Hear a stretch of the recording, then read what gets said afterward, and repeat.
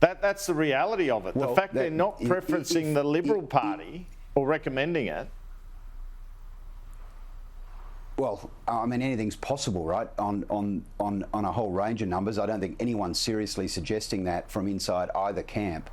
I think the Liberal Party would be quite happy to be placed as sort of the underdog at the outset of this week, which they have been, and meaning that most people at a time where there's a cost of living crisis and the economy is front and centre, and you're seeing things from Canberra where taxes are going up, superannuation's being raided, that they'd probably be quite happy to have people consider their vote and to be realistically assessing a Minns government or a Minns Greens government or a Minns Teals government. So, that's not a bad place to be coming from. But as I said to start, I think the primary vote is a much more important vote measure in terms of this state election because of optional preferential voting. All right, David Gazzard, let me ask about what's turning into a bit of a wedge for the coalition now. It's with the voice to Parliament. We see, even with this referendum machinery bill, the difficulties for Peter Dutton here, don't we, with Jacinta Price and others threatening to cross the floor over it? Yeah, look, I mean, I can understand where the coalition want to go around allowing the machinery to give a vote. I mean, where the vote goes is completely separate to that, but allowing people to have their say on the vote.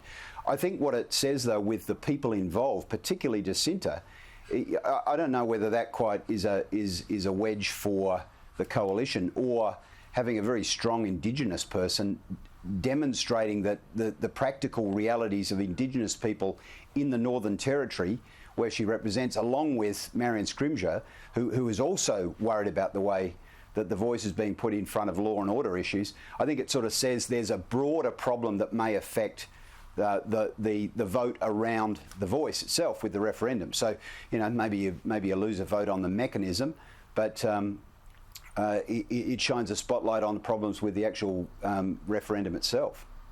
Well, just to that, Eamonn Fitzpatrick, Anthony Albanese was the most sober he has been on this in his comments to caucus yesterday. Could this thing fail? And what does it mean if it only just gets up or it fails? Well, look, that is a good point, but I've got to say I've heard the Prime Minister speak on this quite a few times now in recent months, and he is very, very clear. He is not going to let small hurdles get in the way of achieving a far bigger vision. He's very, very clear in articulating why this is important, not just for all of us at home, but abroad. And I think you'll continue to see step after step where he can give a little ground in order to get to that bigger picture. He will continue to do that. People continually underestimate him, I think, in terms of how he's handled some of these big issues, and he's really yet to hit a stumbling block. All right, just finally,